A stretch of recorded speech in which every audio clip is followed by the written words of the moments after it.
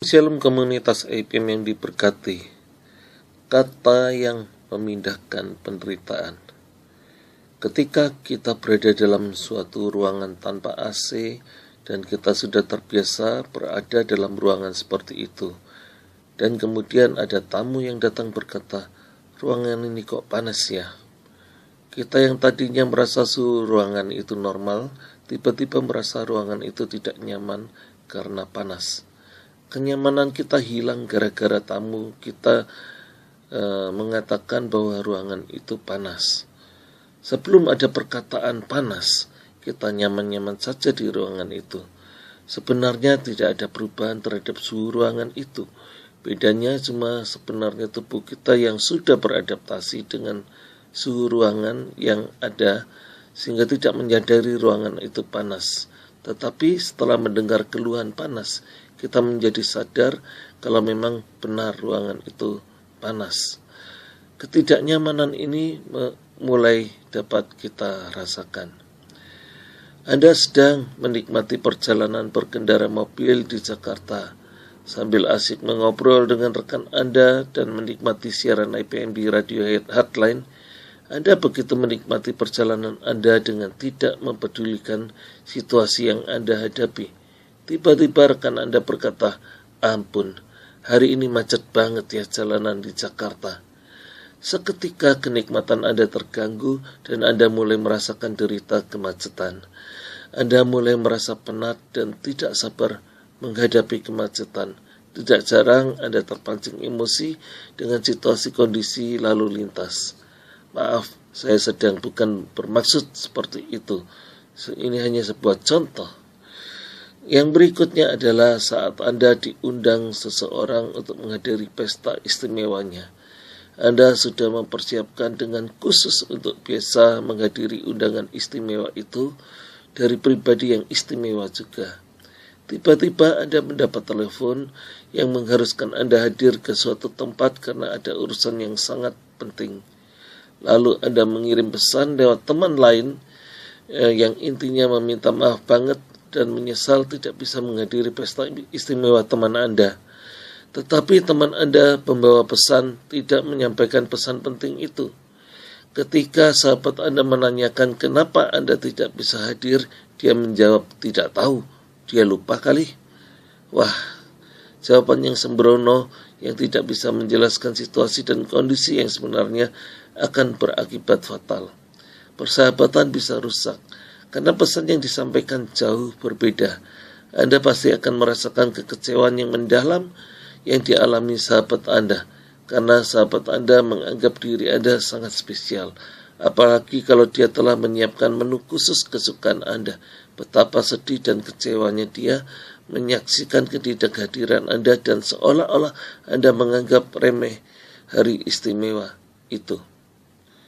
Komunitas IPM yang diberkati, atau kisah apabila ada kesalahan kita di dalam menempatkan diri di tengah suami istri yang sedang berkonflik. Anda sedang tidak diminta nasihatnya, tetapi tiba-tiba Anda ikut campur, padahal Anda tidak tahu persis duduk persoalannya. Tetapi Anda bertindak sok tahu, mengintervensi menurut perasaan Anda sendiri. Saya yakin pertengkaran akan semakin meruncing dan semakin ribut dengan campur tangan Anda.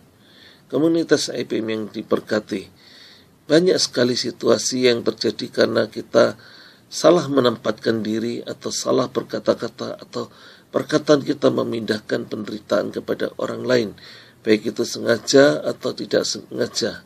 Sebagai contoh juga dalam kehidupan sehari-hari, Anda sedang berbicara, pasangan suami istri sedang berbicara, tiba-tiba orang tua atau mertua Anda menyela pembicaraan dan ternyata pembicaraan itu tidak sesuai, atau kita sering berkata tulalit, sehingga terjadi satu suasana yang kurang baik yang terjadi. Komunikasi itu sering terjadi broken communication. Jadi ada komunikasi yang salah dan membuat itu suasana tidak menjadi baik. Anda tentu tidak suka kalau ada orang yang selalu mau tahu urusan Anda. Bagaimanapun setiap orang memiliki wilayah privasi, di mana dia akan merasa terganggu kenyamanannya kalau kebiasaannya terusik. Tetapi kalau ada orang yang tidak peka, selalu saja memasuki area privasi Anda, tentu orang itu akan sangat menyebalkan. Saya heran, masih saja ada orang yang mau tahu aja urusan pribadi orang lain, bahkan sampai membuat pertanyaan super detail, bahkan cenderung ke arah interogasi. Kamu makan apa? Di mana? Dengan siapa? Berapa harganya? Kok sepertinya kita harus membuat laporan dengan orang tersebut? Apa tidak ada bahan pembicaraan lainnya? Ini memindahkan penderitaan kepada orang lain. Tidak jarang antara anak dan orang tua, bahkan dengan mertua juga saling berebut remote control, sehingga terjadi keributan. Daripada ribut, berilah televisi masing-masing. Tetapi lebih baik malah stop, tidak usah nonton televisi semua. Isi waktu untuk urusan yang lebih produktif, misalnya membaca, menulis, dan berbenah. Sayang kalau waktu terlalu banyak di depan televisi. Batasi menonton maksimal 1,5 jam hanya untuk relaksasi. Selebihnya isi waktu dengan hal-hal yang lebih produktif dan istirahat dengan kualitas yang terbaik.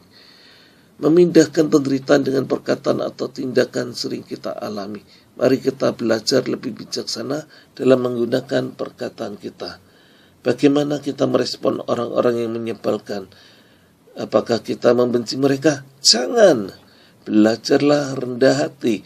Terkadang Tuhan memang izinkan dan pakai mereka untuk membentuk kita, agar kita tidak egois dan angkuh.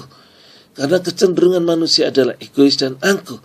Karena itu perlu juga orang-orang yang menyebalkan itu ada di dalam kehidupan kita.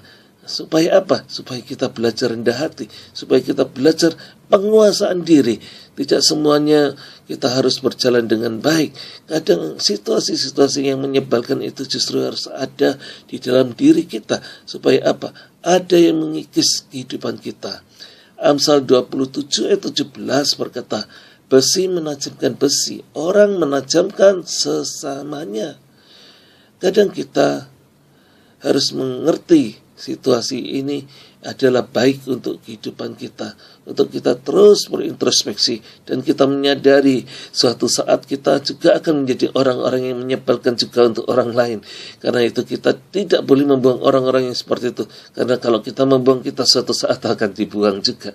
Kadang kita harus belajar untuk menguasai diri, untuk memahami orang lain lebih dari yang lain. Kadang kita harus membedakan antara orang yang bersungguh-sungguh dengan orang yang curhat. Marilah kita belajar seperti seorang konselor. Seorang konselor adalah orang yang mau mendengar dengan baik, memberi telinga dengan baik, memberi hati dengan baik, dan memberikan perkataan way out dengan baik. Karena itu, marilah kita masing-masing juga belajar menjadi konselor yang baik, khususnya untuk pasangan kita. Daripada mereka curhat kepada orang lain dan orang lain ambil kesempatan dan terjadi kekacauan dalam rumah tangga, lebih baik kitalah yang menjadi konselor, sehingga kita juga memahami pasangan kita dengan lebih baik. Kehidupan itu tidak semuanya kita mau, semuanya serba enak tanpa gangguan. Tidak, gangguan-gangguan kecil tetap ada.